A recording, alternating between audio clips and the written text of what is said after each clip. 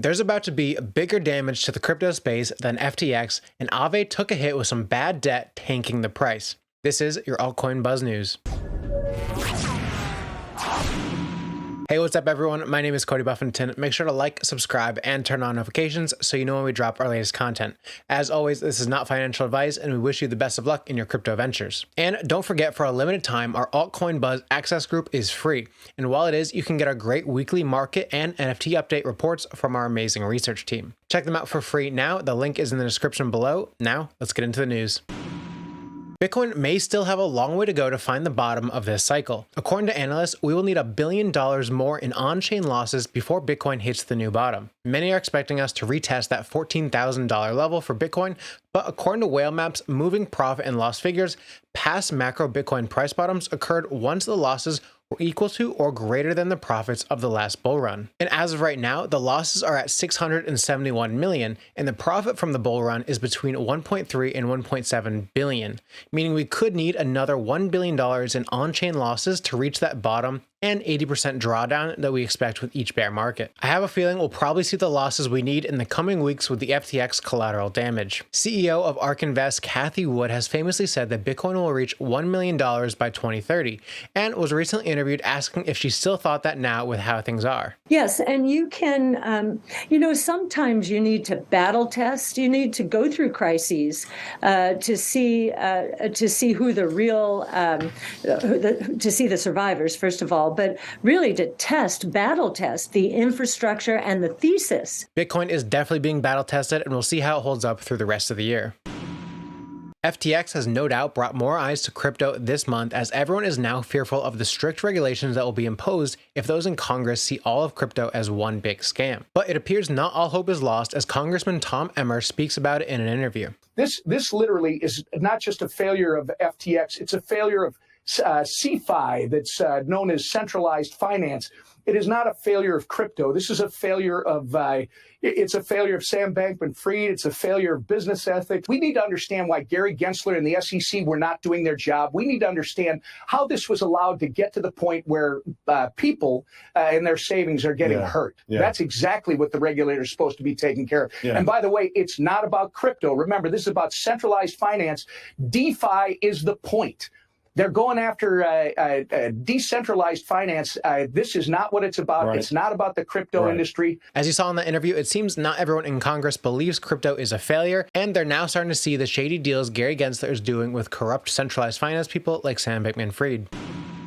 In a letter Sam Bankman-Fried sent to FTX employees yesterday, he wrote that the crash in spring led to a 50% reduction in their collateral. They had $60 billion in collateral and only $2 billion in liabilities. But as we know, FTX and Alameda use their own FTT token as collateral, and it was their largest position. So when the market crashes, their altcoin as collateral drops quickly. Fast forward to November, that $60 billion in collateral turned into $9 billion, and their liabilities raised to $8 billion. Meanwhile, there was a run on the bank, customers taking funds out of FTX, and things crashed fast. This is a good lesson on why you shouldn't be using highly volatile assets as collateral. In other FTX news, billionaire Justin Sun from Tron says he's open to any kind of deal in regards to purchasing FTX assets as they evaluate them one by one. But he says the process is going to be long since they're already in this kind of bankruptcy procedure. As an advisor to Huobi Global Exchange as well, Justin Sun says he has representatives of Tron and Huobi in the Bahamas now for talks with FTX.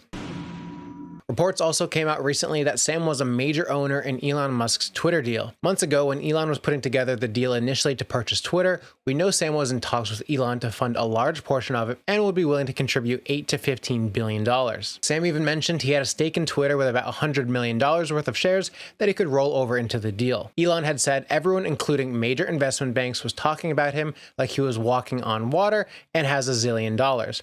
And that was not my impression. There's just something wrong, and he doesn't have the capital, and he will not come through. Elon later responded to a comment about Sam having a large stake in Twitter by saying false.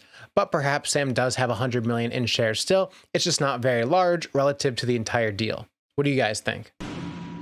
We may have a bigger hole in crypto that is about to hit the market harder than FTX, and that's the digital currency group downfall.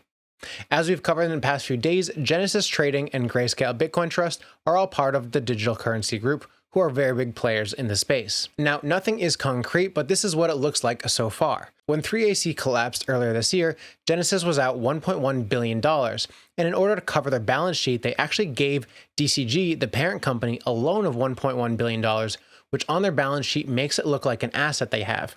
They did some accounting magic so they wouldn't have to default and could avoid insolvency. Now, the $1.1 billion doesn't need to be repaid by DCG for 10 years. However, doing this loan, Genesis has put the parent company at risk as well now. To avoid going bankrupt, Genesis apparently recruited a restructuring specialist. The company has hired investment bank Moelis & Company to investigate every alternative that can prevent it from getting worse in its current situation. However, Moelis & Company was one of the companies that helped Voyager Digital after it stopped accepting deposits and withdrawals, and it didn't turn out well because Voyager filed for Chapter 11 bankruptcy a few days later. So it doesn't seem to be looking too good right now, but nothing is for sure. What do you guys think is the most likely outcome from this?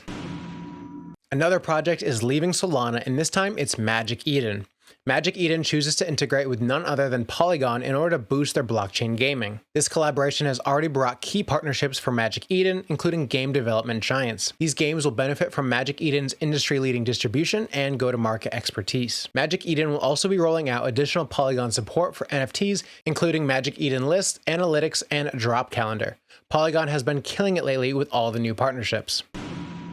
Over the course of 6 days, a trader who is thought to be Mango Markets exploiter Avram Eisenberg amassed a total loan of 92 million CRV tokens, the native token of Curve Finance. However, on Tuesday, the trader permitted a total of around 63.6 million in USDC collateral to be liquidated rather than repaying the loan on Aave. A loan will be deemed under-collateralized if it reaches the liquidation level for each asset on Aave. In this most recent case, the USDC liquidation threshold was 88%, meaning the liquidators intervened to sell the USDC and purchase back the CRV token. However, there was a dilemma as there wasn't enough Curve liquidity to make that possible right away. Instead, the position was settled through 385 separate mini liquidation deals over the course of 50 minutes. As a result, Aave was left holding bad debt totaling 2.64 million Curve tokens, or around $1.7 million, that would never be returned. According to a member of the Aave team, the protocol's treasury reserves can make up this shortfall. As the protocol started to accumulate bad debt, Aave's native token dropped to about $50, but has since fully recovered. But this most recent heist raises serious concerns for Aave. Proposals have now started to get pushed on Aave to prevent something like this from happening again. That's it for your Altcoin Buzz news update. I'm your host, Cody Buffington. Thanks for watching.